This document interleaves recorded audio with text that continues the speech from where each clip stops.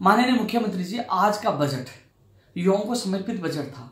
जब आपने पहली बार घोषणा की, राजस्थान के युवा झूम उठे थे कि कोई ऐसा मुख्यमंत्री है जो राजस्थान के युवाओं के लिए पहली बार युवाओं के लिए अलग से समर्पित बजट लेके आ रहा है। लोग, कोई कह रहा था 2 लाख पदों की घोषणा होगी, कोई कह रहा था 1 लाख पदों पर घोषणा होगी, कोई कह रहा था छात्र संघ आयोग बनाया जाएगा, फर्जी डिग्री डिप्लोमा के खिलाफ भी कानून आएगा और पेपर लीक माफियों के खिलाफ भी सख्त कदम उठाए जाएंगे, कोचिंगों की मनमानी के खिलाफ एक्ट आएगा। लेकिन ऐसा कुछ भी दिखने को नहीं मिला। मैं नहीं, राजस्थान का हर युवा रो रहा है, बहुत परेशान है, दुखी है।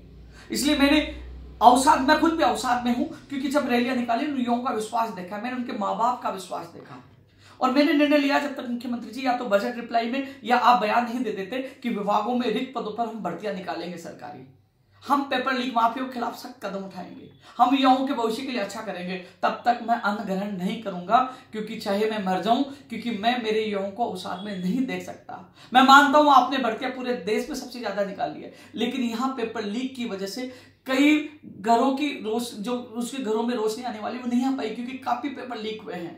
पेपर लीक माफियों ने सपनों को पहले बेच दिया था। मैं जाता तो कह रहे हैं कि हम 4-4 साल से तैयारी कर रहे हैं, वो अवसाद में दुखी हैं। मेरे युवा बेरोजगार को पेपर लीक माफियों से बचाइए, पहले से जो राजपासा रासू का उनको आगामी भर्तियों में तत्काल लागू करिए, विश्वास दिलाइए कि एक भी पेपर लीक नहीं होगा और कहिए मैं हाथ जोड़कर निवेदन कर रहा हूं कि हम भर्तियां निकालेंगे। और आप जब तक घोषणा नहीं कर पाओगे, नहीं कर दोगे, या आप रिप्लाई में जवाब नहीं दे दोगे, मैं अन्न ग्रहण नहीं करूंगा। मैं घोषणा करता हूं, उम्मीद करता हूं मुख्यमंत्री जी आप हमेशा की तरह जो आप संवेदनशीलता दिखाते हो, आप युवाओं को विश्वास दिलाओगे कि पेपर लीक भी नहीं होगा और भर्तियों की घोषणा भी होगी। राजस्थान का हर युवा आज टकटकी लगा के आपका पूरा बजट देख रहा था, क्योंकि युवाओं को समर्पित था, लेकिन कुछ नहीं मिला तो युवा अवसाद में भी और आक्रोशित भी है। मैं कह रहा हूं मुख्यमंत्री जी, जो सबसे ज्यादा चुनावों में जिनकी सबसे बड़ी भूमिका होगी युवाओं की होगी, 60% युवा हैं, उनके परिवार हैं, और जो जिताने में एक सबसे बड़ा योगदान होगा, आज वो अवसाद में दुखी है।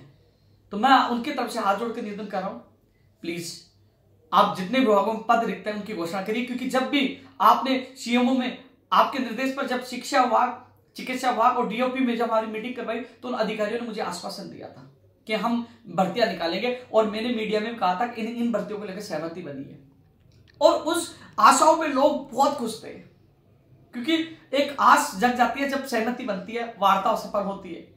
लेकिन जब वो उन पे कुछ नहीं निकला, वो सहमति बनी, उस पर कोई निर्णय नहीं, घोषणा नहीं, तो मैं खुद अवसाद में चला गया, मेरा प्रदेश के युवा अवसाद में चला गया। बचा लीजिए युवाओं को भविष्य को। आप पेपर लीक को लेकर भी ठोस कदम उठाए और भर्तियों की घोषणा कर दीजिए। धन्यवाद।